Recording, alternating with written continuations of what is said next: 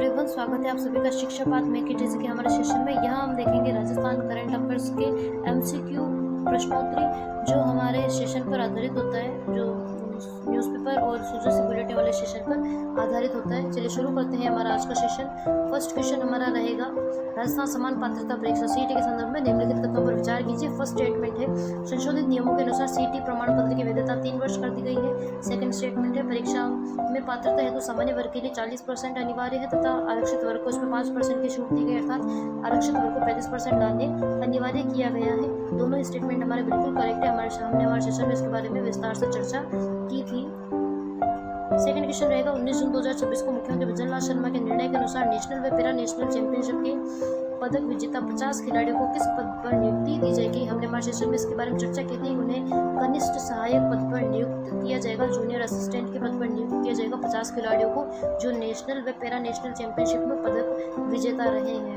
Next हम देखेंगे, कथन कारण पर आधारित है। कथन है, फ्रांस की विकास एजेंसी AFD द्वारा वित्त पोषित राजस्थान वानिकी एवं जैव विविधता विकास परियोजना के तहत स्थानीय प्रजातियों के संरक्षण और जल संरचनाओं के विकास पर विशेष बल दिया जा रहा है, क्योंकि कारण आर है, इस परियोजना का मुख्य उद्देश्य हरित आवरण को बढ़ाना व भूजल स्तर में सुधार करना है। दोनों स्टेटमेंट हमारे बिल्कुल करेक्ट है। आर ए की सही व्याख्या करता है, क्योंकि जो राजस्थान वानिकी जैव विविधता विकास परियोजना है, उसको फ्रांस की विकास एजेंसी द्वारा वित्त पोषित किया जा रहा है, जिसका उद्देश्य है राजस्थान में हरित आवरण बढ़ाना और भूजल स्तर में सुधार करना। नेक्स्ट क्वेश्चन हमारा रहेगा, हाल ही में जारी राष्ट्रीय परिवार स्वास्थ्य सर्वेक्षण national family health survey 6 report के अनुसार राजस्थान में प्रति महिला औसत बच्चों की संख्या प्रजनन दर कितनी दर्ज की गई। तो राजस्थान में औसत महिला प्रति बच्चों की संख्या दर्ज की गई है 2.1% प्रति महिला औसत बच्चों की संख्या। नेक्स्ट हम देखेंगे, जो नेशनल फैमिली हेल्थ सर्वे है वो उदयपुर द्वारा जारी किया गया था।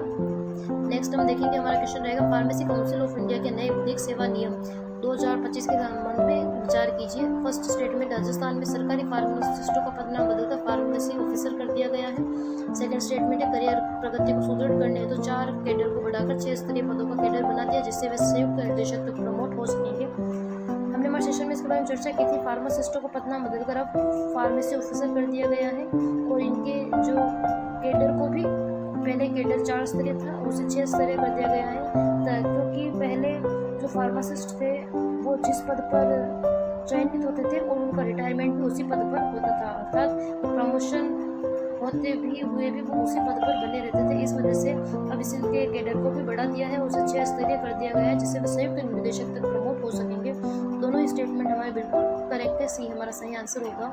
नेक्स्ट क्वेश्चन हमारा रहेगा, कथन कारण पर आधारित। High level ecosystem oversight committee ने जोधपुर के गंगानेनी औद्योगिक क्षेत्र में प्रस्तावित टेक्सटाइल व स्टील इकाइयों पर तत्काल प्रभाव से रोक लगा दी है, क्योंकि रिको के लेआउट प्लान के अनुसार इस औद्योगिक क्षेत्र की 12.805 हेक्टेयर भूमि लूनी नदी के उच्च बाढ़ क्षेत्र हाई फ्लड ए लाइन में आती है। दोनों स्टेटमेंट हमारे बिल्कुल करेक्ट है। आर ए की सही व्याख्या करता है।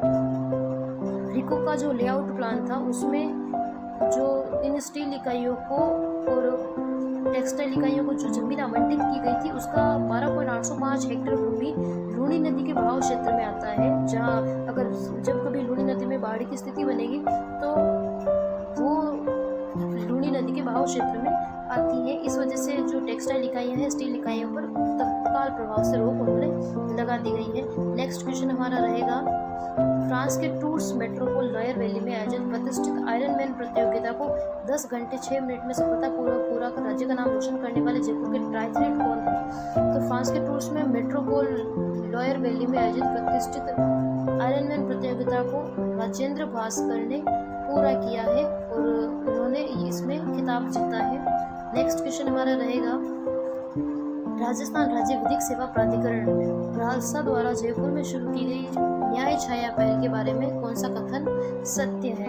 यह टोंक रोड पर स्थित व्यस्त ट्रैफिक सिग्नल पर वाहन चालकों को तपती धूप से राहत देने के लिए लगाया गया विशेष शेडो टेंट है, न्याय छाया। सेकंड है, इसका उद्देश्य ट्रैफिक सिग्नल पर रुकने के समय उपयोग, नागरिकों को बाल विवाह प्रतिषेध, निःशुल्क विधिक सहायता जैसी जन कल्याणकारी योजनाओं के प्रति जागरूक करना है। दोनों स्टेटमेंट हमारे बिल्कुल करेक्ट है। यह जो न्याय छाया है, यह पहल रालसा व नालसा द्वारा चलाई जा रही है। राजस्थान विधिक सेवा प्राधिकरण तथा नेशनल विधिक सेवा प्राधिकरण द्वारा द्वारा ये चलाई जा रही है, जिसके तहत जो ट्रैफिक सिग्नल पर जो रुकने का टाइम होता है उसका उपयोग करना और लोगों को इसके बारे में जानकारी देना। नेक्स्ट 9th क्वेश्चन हमारा रहेगा, research.com द्वारा जारी वर्ष 2026 की वैश्विक सूची में स्थान पाने वाले राजस्थान के एकमात्र भूवैज्ञानिक कौन बने हैं जिन्हें विश्व में 6793 स्थान मिला है।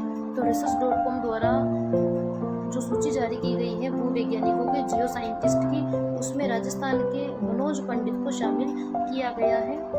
नेक्स्ट हम देखेंगे जो राजस्थान के एकमात्र जियो साइंटिस्ट है। लास्ट क्वेश्चन हमारा रहेगा, राजस्थान सरकार के नए फायर सेफ्टी नियमों के संदर्भ में निम्नलिखित कथनों पर विचार कीजिए। फर्स्ट स्टेटमेंट है, अब 500 वर्ग मीटर या उससे अधिक क्षेत्रफल वाले सभी गैर आवासीय भवन जैसे कोचिंग, मॉल, अस्पताल आदि को फायर सेफ्टी के दायरे में लाया जाएगा।